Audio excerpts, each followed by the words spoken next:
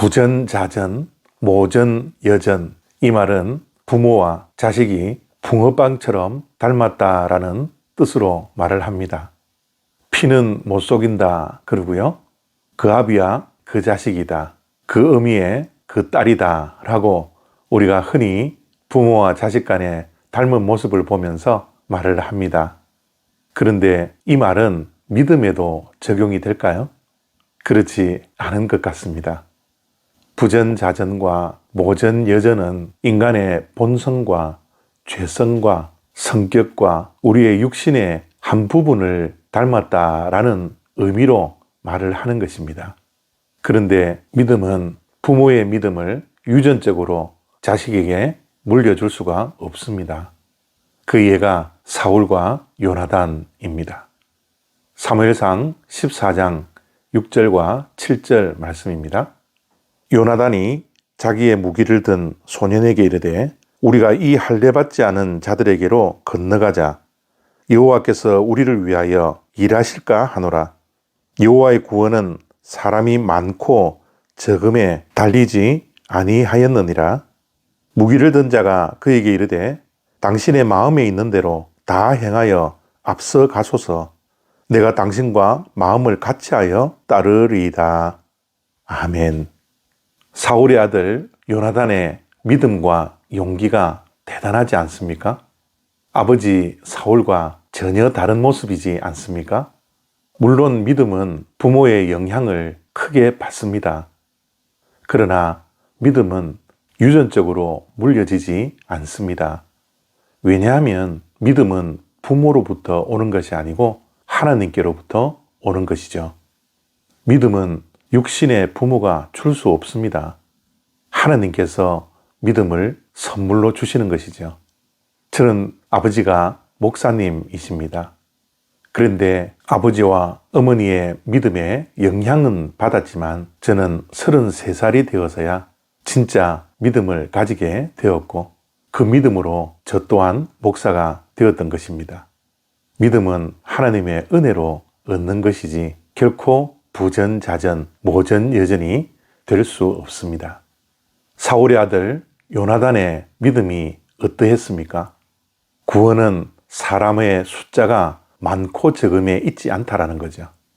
지금 블레셋과의 싸움에서 남아있는 숫자가 단 600명 밖에 되지 않았습니다. 그리고 그 남은 자들은 칼도 없었고 창도 없었습니다. 오직 칼과 창이 있는 사람은 사울 왕과 요나단 두 사람밖에 없었던 것이죠. 이러한 열악한 조건 속에서 어떻게 전쟁에 나가 승리할 수 있었겠습니까? 그러나 요나단은 담대하게 적진 속에 들어갑니다. 왜냐하면 하나님께서 역사하시면 승리할 수 있다라는 분명한 믿음을 가지고 있었기 때문입니다. 사람이 많고 적음에 승패가 좌우되지 않습니다.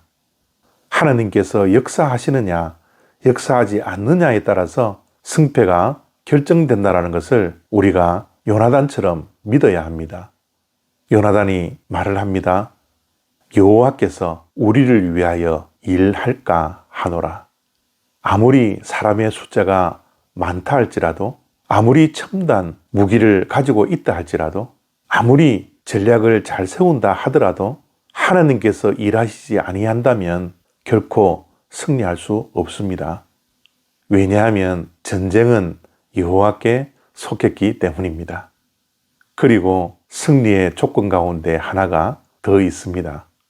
요나단이 믿음으로 용기로 적진에 들어가려고 했는데 무기를 든 자가 내가 당신과 마음을 같이하여 따르겠습니다. 마음에 있는 대로 앞서 행하십시오 라고 마음을 같이하는 사람이 있었기에 요나단의 믿음도 용기도 배가가 되어서 전장에 나갈 수 있었던 것입니다. 우리의 믿음도 홀로 싸워서 역부족일 때가 얼마나 많이 있나요? 그렇게 우리는 주변에 믿음의 동력자가 필요한 것이죠. 모세가 팔이 무거워 내려왔을 때 아론과 훌이 그 팔을 받쳐 들어서 전쟁에 승리했던 것처럼 우리들도 승리하기 위해서는 믿음의 동력자 그리고 기도의 동력자가 필요한 것입니다. 오늘 말씀 속에서 꼭 기억해야 할 것은 우리의 전쟁은 사람의 수가 많고 적음에 결정되지 않는다라는 것을 꼭 기억해야 합니다. 하나님께서 역사하셔야 합니다. 하나님께서 일하실 때 우리는 반드시 승리할 수 있습니다.